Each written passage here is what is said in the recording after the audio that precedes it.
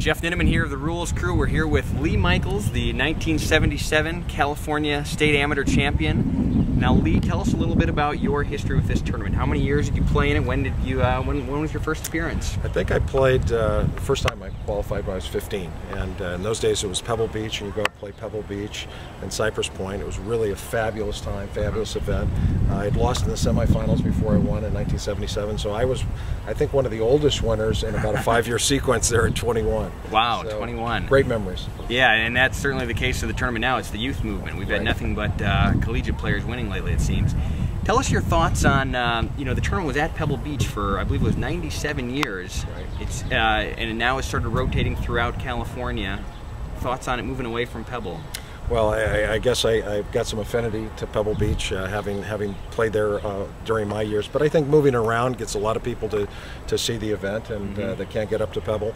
And going north-south makes a lot of sense. And I'm delighted to have it here in Santa Barbara. It's such a great golf course, and I think you're going to have an unusual winner this year. That would be my prediction. You've got a great field, and we've got some great local players. But my pick for the tournament is John Payton. Wow, he's a fabulous player. First. I think a grizzly old veteran. The only person to be surprised by that will be John, but he's my pick. Third time in Southern California, first time in Santa Barbara. You now live in Santa Barbara. What else would you predict to see at Luke? What kind of a low score? What do you think would take to qualify for match play after 2 rounds of stroke play? I think that the length that these guys hit it now, it's going to be relatively low. But I think this course really sets up for match play very well, because there's a lot of holes out here that you can make birdie or eagle or double bogey on the same hole. So I think it's going to be a fabulous course for your match play portion of your tournament. Okay, joining us now, Shane Libo, one of the local standouts from Santa Barbara. Shane was you graduated high school in 2010. You're a local star. Now you're playing up at Stanford. What do you have to say about the California Amateur coming to your backyard right here in Santa Barbara? I mean, it's always great when you can play at home, especially at a place like La Cumbre. It's a great golf course, and I'm just excited to come out here and compete next week. Yeah, what kind of a practice or pre-regiment prior to this tournament have you put in? You know, it's really been just adjusting to a different grass. You know, you don't get to play on Kikuyu too much up north, so my home course, Montecito, just down the street here, is also Kikuyu, so I've been really working on my short game on that type of grass, and then just been trying to get out here as much as possible. Yeah. So now, you know, we've got 156 players. We're going to cut down after 36 holes to a match play field of 32. What kind of a score do you think it's going to take to get into that bracket? You know, there's definitely some gettable holes out here, you know, so there's some reachable par 5s, so, you know, I think some people will be putting up low numbers, but then again, you have these greens are amazing and hard and fast, so that's going to definitely be something to deal with out there.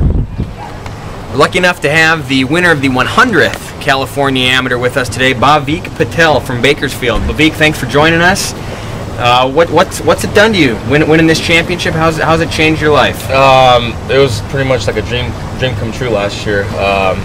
Not only just winning it, but winning it as 100th anniversary and over at Olympic. So it was pretty special.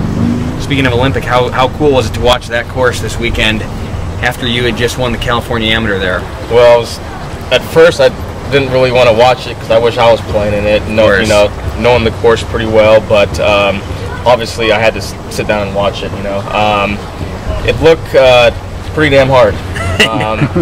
When we played it, it was hard, and I told myself and everybody that over par is going to win for sure. And you know, come to find out, it was it even or was it 1 over? I think Simpson was one over. One over, yeah. By the time it was all over. When we played, there was no rough. You know, you can hit it left or right, and if you didn't have tree problems, you can advance it to the green. But the rough was 4 or 5 inches, and you just have no chance. So talk about the Cal-Am. You've got the stroke play setting. How difficult is it to go from stroke play to match play? Is that a mindset issue, or is that just not too bad? Yeah, it totally is. At first, when I was younger, I didn't really know how to react from stroke play to match play. But now that I've played in plenty of both tournaments, in match play, you just want to make the cut. Obviously, you want to have a higher seed, but I mean, it's happened in plenty of tournaments where the #1 seed can end up losing to the last seed. Do you know what your seed was last year? 21st, maybe. 21st seed. Okay. Yeah. So in match play, it's just you and the guy you're playing with. So it's a little easier knowing that if you go for a heroic shot, you make double. You aren't going to fall too far off. It's just either you go one down or one up after a hole. So it's just the mindset's got to be different. I like to be a little more aggressive in match plays and not as aggressive in stroke play. What do you think that 36-hole total is going to be to get you into match play?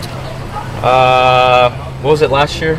4, 5 over? It may have been, right, upper 140s. Totally different course. Par here, of course, is 142. 142. I like 144, like we talked about. 143. 142, you're safe, but 143, 144 would probably be a playoff, I'd imagine. Probably get you in, okay. Yeah. Well, there you have it. We've got the defending champion. He's back. He's going to be part of the North-South team matches, representing us on the South. So, Bhavik, thanks so much, and good luck next week. Thank you.